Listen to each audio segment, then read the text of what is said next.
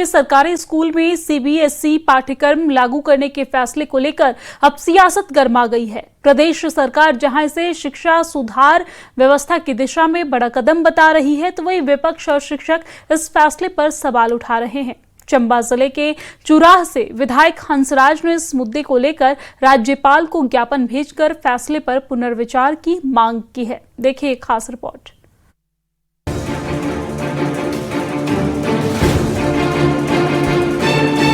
हिमाचल प्रदेश के सरकारी स्कूलों में सीबीएसई पाठ्यक्रम लागू करने के फैसले ने प्रदेश की राजनीति को गरमा दिया है।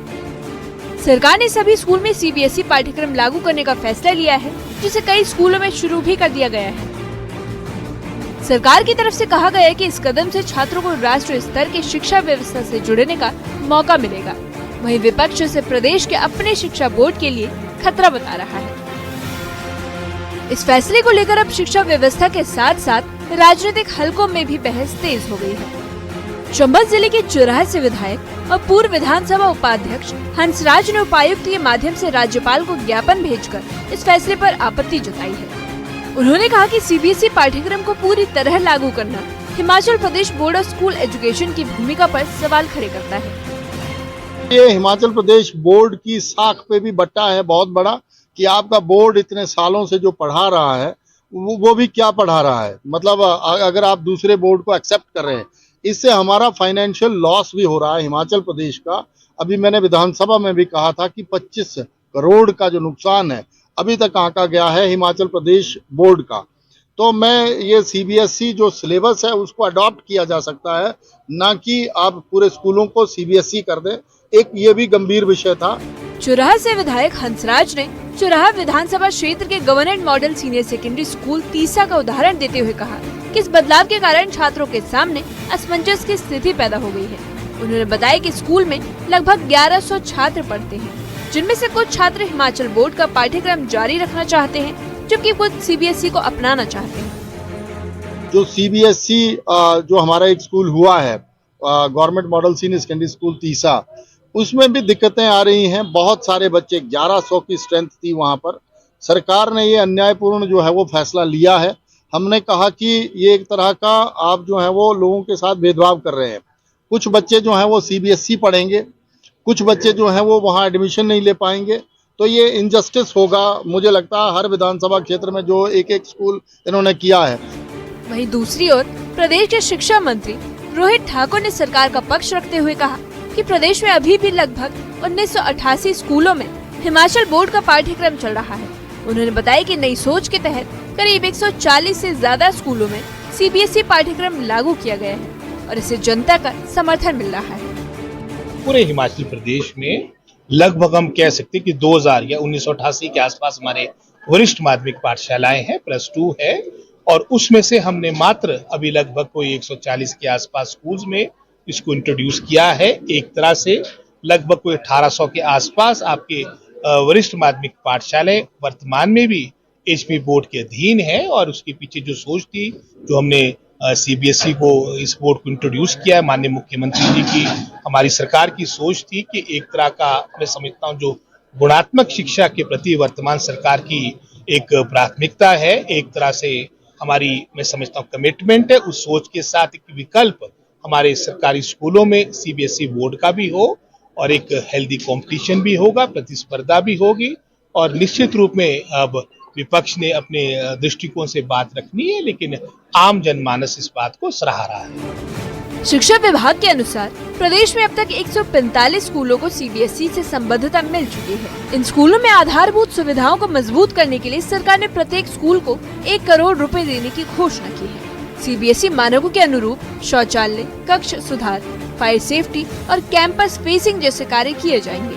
इसके साथ इन स्कूलों की एक समान पहचान के लिए कॉमन यूनिफॉर्म और एक जैसा रंग लागू करने की तैयारी की जा रही है। चंबा से शुरू हुआ ये विरोध अब प्रदेश भर में बड़ा मुद्दा बनता जा रहा है। एक तरफ सरकार इसे शिक्षा सुधार का कदम बता रही है, तो वहीं विपक्ष इसे राज्य बोर्ड के लिए खतरा मान रहा है। अब देखना ये होगा कि सरकार और विपक्ष के बीच टकराव किस दिशा में आगे बढ़ता है और इसका छात्रों की पढ़ाई पर क्या असर पड़ता है।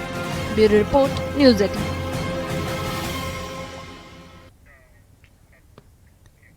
कहते हैं अगर लगन और हुनर हो तो कबाड़ भी कमाल बन सकता है। ऐसा ही एक उदाहरण सामने आया है हिमाचल प्रदेश के कांगड़ा जिले के फतेहपुर से, जहां एक छात्र ने कबाड़ और पुराने ऑटो पार्ट से ट्रैक्टर जैसा दिखने वाला चलने वाला पेट्रोल चालित वर्किंग मॉडल तैयार कर दिया है। सीमित संसाधनों के बीच तैयार ये मॉडल अब इलाकों में चर्चा का विषय बना हुआ है। देखिए ये खास रिपोर्ट।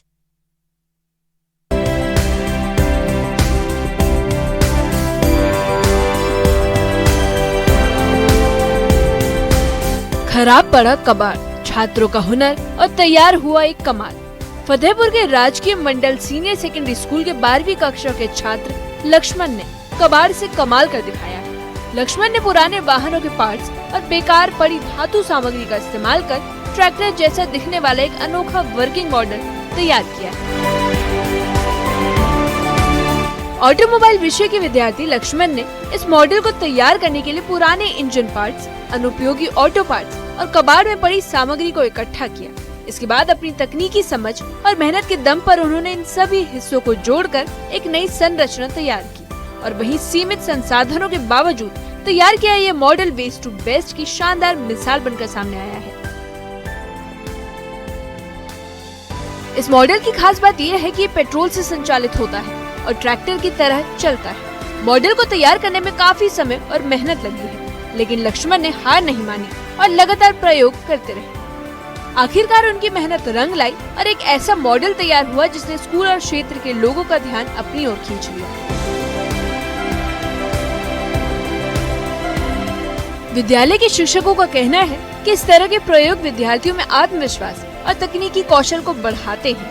व्यवसायिक शिक्षा के माध्यम से छात्र केवल किताबों तक सीमित नहीं रहते, बल्कि व्यवहारिक ज्ञान भी हासिल करते हैं। इस तरह के प्रोजेक्ट छात्रों को भविष्य के लिए तैयार करने में अहम भूमिका निभाते हैं।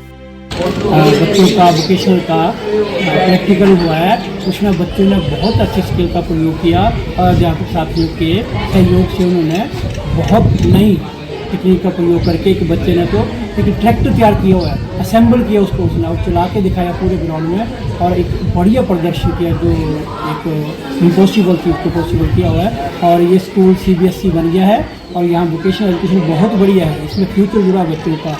तो हम तो ये सुझाव देते हैं बच्चों को भी फतेह स्कूल में आए और CBSE स्कूल में एडमिशन लें और अपने फ्यूचर को सिक्योर करें।